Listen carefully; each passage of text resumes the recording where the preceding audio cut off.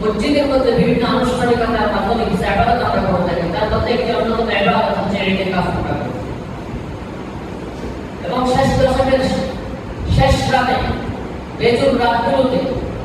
বিশেষভাবে আমরা গুরুত্ব দিই, যেহেতু ওই রাত্রিতে রাসূল সাল্লাল্লাহু আলাইহি ওয়াসাল্লাম বলেছেন সর্বদা তালাশ করতে। কোন সর্বদা?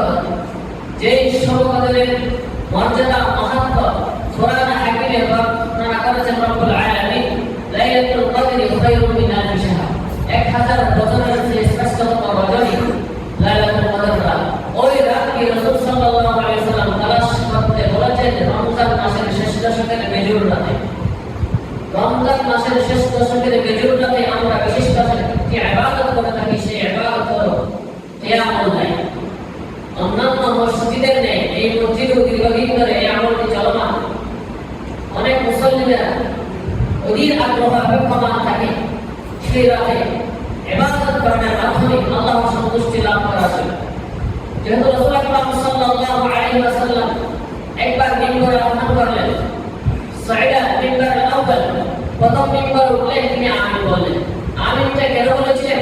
জিবরাইল আলাইহিস সালাম রাসূলের কাছে এসে সংবাদ দিয়েছেন, আপনার উম্মতের মধ্যে ওই ব্যক্তি ধ্বংস হোক যে তার পুরো রমজান পেয়েছে কিন্তু তার নিজের গুনাহকে ক্ষমা করতে পারেনি।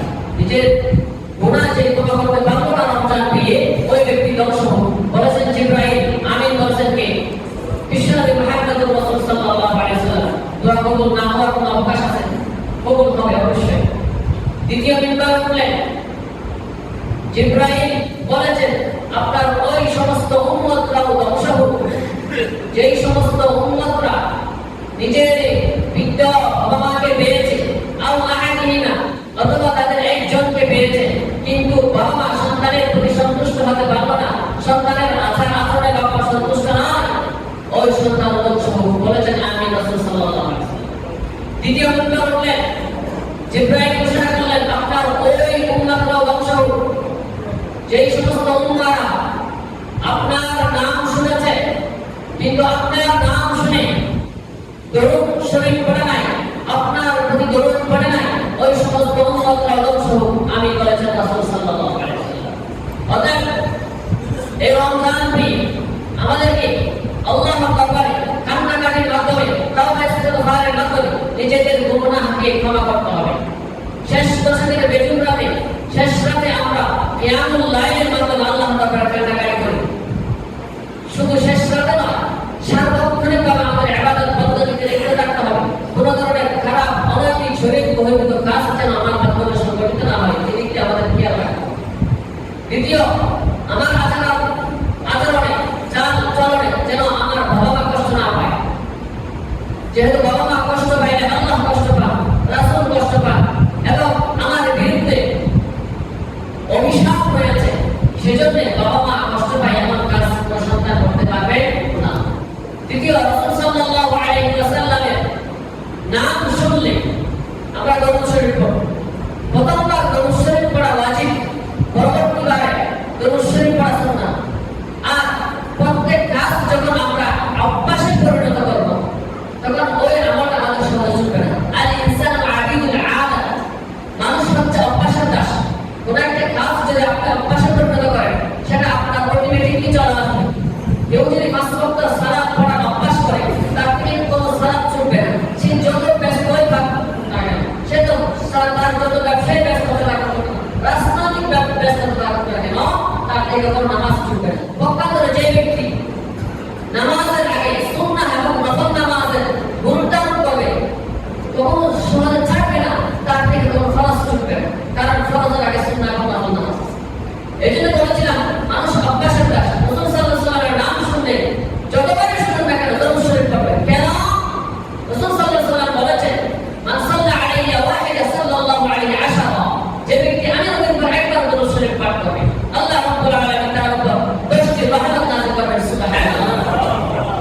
প্রিয় উপস্থিতি, আজকে আমরা আলোচনার বিষয় হলো যাকাত এবং তার পাশাপাশি সামনে যেহেতু আগামী মঙ্গলবার 20তম রমজানের শেষে সন্ধ্যায় 21তম রমজান ঢোকার পূর্বে সন্ধ্যার আগে ইতিকাফ করতে হবে। ইতিকাফের করণীয় বর্জনীয় সম্পর্কে দুটি বিষয় সবিস্তারে আলোচনা করার সময় সংক্ষেপে আলোচনা করব ইনশাআল্লাহ। প্রথম কথা হচ্ছে যাকাত কি? যাকাত হচ্ছে ইসলামের মৌলিক বিধানসমূহের মধ্যে থেকে একটি বিধান। ইসলামের মৌলিক বিধান কয়টি? 5টি। যেভাবে কোরআন ও হাদিসে এভাবে উল্লেখ আছে। হাদিসে রাসূল আকরাম সাল্লাল্লাহু আলাইহি ওয়াসাল্লাম বলেছেন, বুখারীর বর্ণনা, বুনিয়াল ইসলামু আলা 5। এই হাদিসের উপর অনেকে কবিতা আবৃত্তি করে, কবিতাও আছে, কবিতা আকারে বলা যায়। বুনিয়াল ইসলামু আলা 5। ইসলামের মূল বুনিয়াদ তথা ভিত্তি হলো 5টি বিষয়ের উপর, 5টি খুঁটি ইসলামের। তার মধ্যে একটা হলো শাহাদাতু আল্লা ইলাহা ইল্লাল্লাহ ওয়া আন্না মুহাম্মাদার রাসূলুল্লাহ। এর প্রথম বুনিয়াদ হলো, ইসলামের প্রথম বুনিয়াদ হলো আল্লাহ তাআলার একাত্মবাদের সাক্ষী দেওয়া এবং রাসূল সাল্লাল্লাহু আলাইহি ওয়াসাল্লামের রিসালাতের সাক্ষী দেওয়া। আল্লাহ তাআলা এক এবং রাসূল সাল্লাল্লাহু আলাইহি ওয়াসাল্লাম আল্লাহ তাআলার প্রেরিত নবী ও রাসূল। দ্বিতীয় নম্বর ইকামাতুস সালাহ, নামাজ কায়েম করা, নামাজ পড়া না, নামাজ কায়েম করা। নিজে পড়বেন, অপরকে এই নামাজের তালিম দিবেন, পরিবার বর্গকে এই নামাজের শিক্ষা দেবেন। ইকামাতুস সালাহ। তৃতীয় নম্বর হচ্ছে ওয়া ইতাউস যাকাত, যাকাত আদায় করা। 4 নম্বর ওয়াসাউম রমাদান, রমজান মাসে রোজা রাখা। 5 নম্বর হজ্জুল বাইত মান ইসতাতা ইলাইহি সাবিলা, যাদের সামর্থ্য আছে হজ করা, টাকা পয়সা আছে, ওই সমস্ত সামর্থ্যবান ব্যক্তিরা হজ আদায় করবে। এই হলো ইসলামের 5টি বুনিয়াদ তথা খুঁটি। তার মধ্যে তৃতীয় নম্বর অবস্থান করছে যাকাত।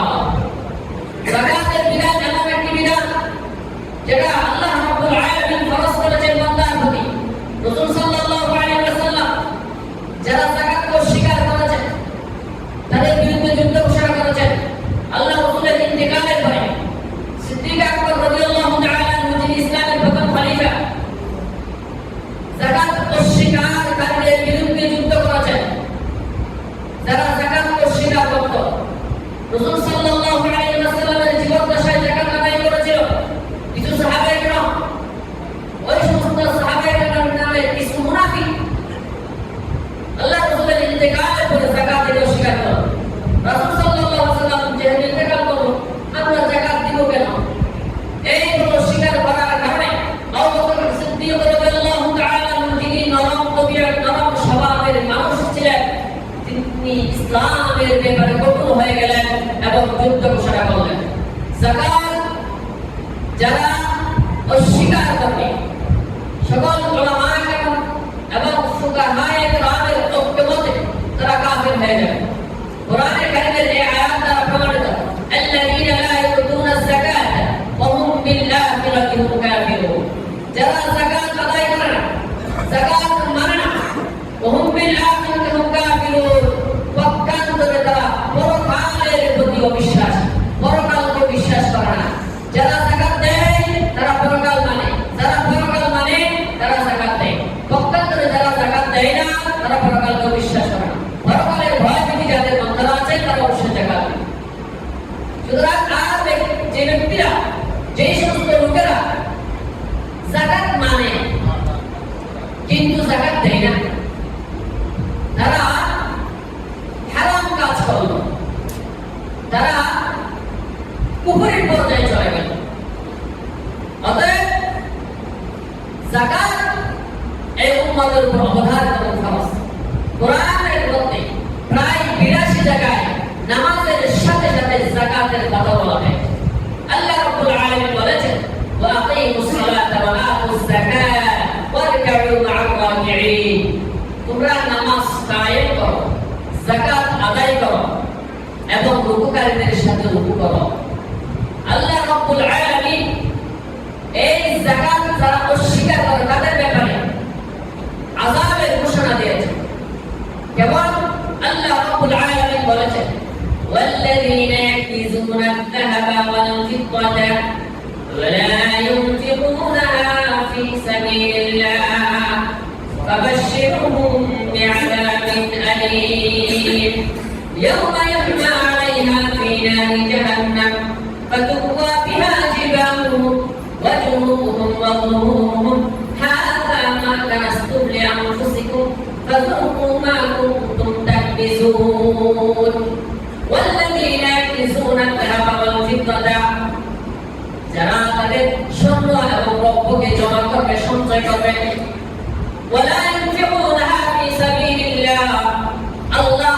রাস্তায় না ব্যয় করবে না। ফাবাশশিরহুম বিআযাবিন আলীম। আল্লাহ রাব্বুল আলামিন বলেন, হে নবী, আপনি তাদেরকে যন্ত্রণাদায়ক শাস্তির কথা তাদেরকে জানিয়ে দিন। কোন দিন তাদের শাস্তি দেওয়া হবে? ইয়াউমা ইউহমা আলাইহা ফি নারি জাহান্নাম। যেদিন তাদের সম্পদগুলোকে জাহান্নামের আগুনের মধ্যে পোড়ানো হবে। লোহার মাধ্যমে তাদেরকে ওই সম্পদগুলোকে পুড়িয়ে লাল করা হবে। ইয়াউমা ইউহমা আলাইহা ফি নারি জাহান্নাম ফাতুওয়া বিহা জিবাহুহুম ওয়া জুনুবুহুম ওয়া যুহুরুহুম। ওই সম্পদগুলো জমা করে আগুনের মধ্যে পুড়ে তাদের পিঠের মধ্যে ছেক দেওয়া হবে আগুনে। ওয়া জুনুবুহুম, তাদের পাদরের মধ্যে দেওয়া হবে। ওয়া জিবাহুহুম, তাদের কপালের মধ্যে ছেক দেওয়া হবে। এবং তাদেরকে ঘোষণা করা হবে, হাযা মা কানাসতুম লিআনফুসিকুম। এই শাস্তি তোমাদের এই জন্য দেওয়া হচ্ছে যে তোমরা সম্পদ জমা করেছো। তোমরা তোমাদের সম্পদ জমা করে ওই সম্পদের হকদারের কাছে সম্পদ পৌঁছাও নাই। হাযা মা কানাসতুম লিআনফুসিকুম, নিজেদের জন্য, নিজেদের পরিবারের জন্য সম্পদ জমাইছো, ওই সম্পদের হকটা তোমরা আদায় করো নাই। ফাযুকু মা কুনতুম তাকনিজুন। অতএব তোমরা তোমাদের সম্পদ জমা করার মজা এখন খুব বড় শাস্তি গ্রহণ করো। নাউযুবিল্লাহ। কোরআনের আয়াতটা যারা যাকাত দিতে অস্বীকার করে, যাকাত দেয় না, তাদের শাস্তির কথা আল্লাহ রাব্বুল আলামিন স্বয়ং কোরআনে ইরশাদ করেছেন। রাসূল আকরাম সাল্লাল্লাহু আলাইহি ওয়াসাল্লাম বলেছেন, বুখারীর বর্ণনা আবু হুরায়রা রাদিয়াল্লাহু তাআলা আনহু বলেছেন, যে সমস্ত ব্যক্তিরা যাকাত দেয় না, সম্পদ জমা করে রাখে, কিয়ামতের ময়দানে আল্লাহ রাব্বুল আলামিন তাদের ওই সমস্ত সম্পদগুলো একটি বিরাট সাপ আকারে রূপান্তরিত করবে এবং ওই সাপ তাদের গলার মধ্যে পেঁচিয়ে দেওয়া হবে। এবং ওই সাপ যাকাত অস্বীকারী বা যাকাত যারা আদায় করে না তাদেরকে দংশন করতে থাকবে এবং বলতে থাকবে, ভোগ করো, যাকাত আদায় না করার শাস্তি ভোগ করো। এভাবে করে তাদেরকে কিয়ামত পর্যন্ত দংশন করতে থাকবে। এমনকি তাকে ওই দংশন করতে করতে জাহান্নামে নিক্ষেপ করবে। নাউযুবিল্লাহ। এরকম আযাব পৃথিবীর মধ্যে আল্লাহ রাব্বুল আলামিন অনেক আল্লাহর ওলিদের মাধ্যমে এগুলো দেখায় থাকে। যেমন তাবিঈনের যুগে একটি ঘটনা সংঘটিত হয়েছে, এবং কিতাবের মধ্যে এসেছে। আবু সিনান রাহমাতুল্লাহি আলাইহি নামক একজন জলিলুল কদর তাবিঈ ও আলেম ছিলেন। তার সাথে কিছু তাবিঈদের দল সাক্ষাৎ করতে গেলেন। আবু সিনান রাহমাতুল্লাহি আলাইহির কাছে যখন তাবিঈদের একটি দল সাক্ষাৎ করতে গেলেন, আবু সিনান রাহমাতুল্লাহি আলাইহি তাদেরকে বললেন, আপনারা আসছেন ভালো কথা, আহলেন ওয়া সাহলেন, স্বাগত।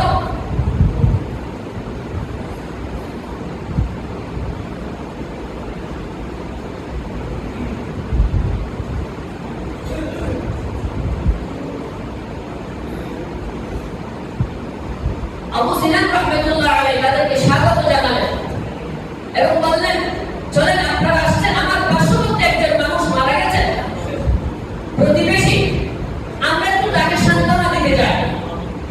প্রতিবেশীর মৃত্যুতে সিনান রাহমাতুল্লাহি আলাইহি তাবিঈদের দল নিয়ে ওই মৃত ব্যক্তির ভাইকে সান্ত্বনা দিতে গেলেন।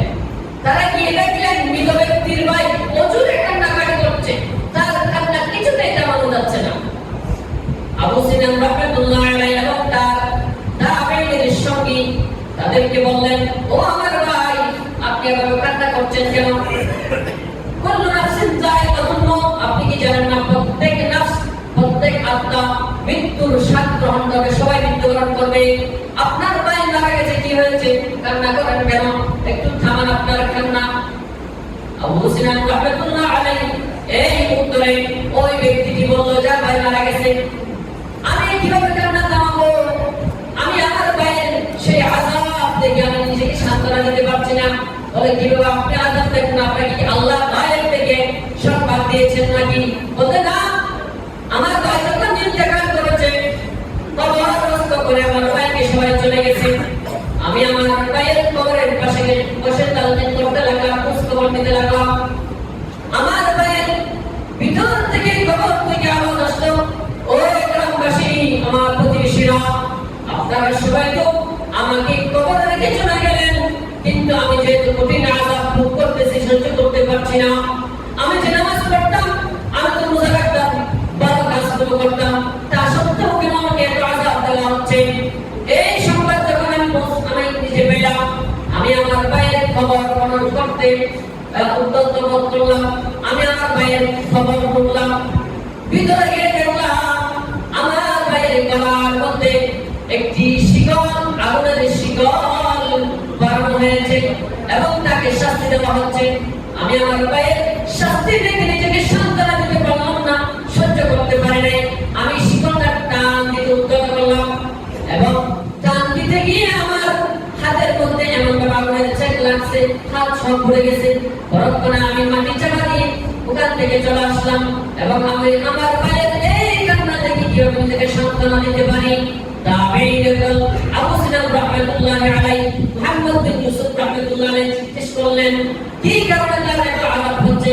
আপনি তো বলেছেন আপনার ভাই নামাজ পড়তো, আপনি তো বলেছেন আপনার ভাই রোজা রাখতো, নেক কাজ করতো, কি না এর শাস্তি দেওয়া হচ্ছে? আপনার ভাই কি এমন ভুল করেছে বলেন?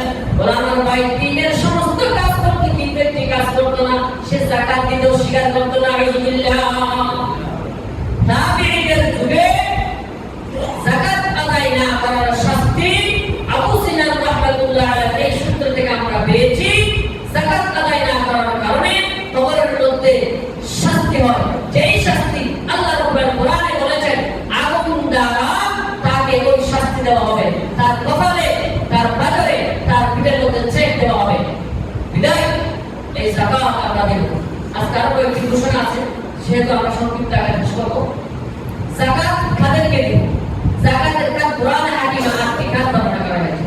ইন্নামাস সাদাকাত লিল ফুকারা ওয়াল মিসকিন ওয়াল মাসাকিন।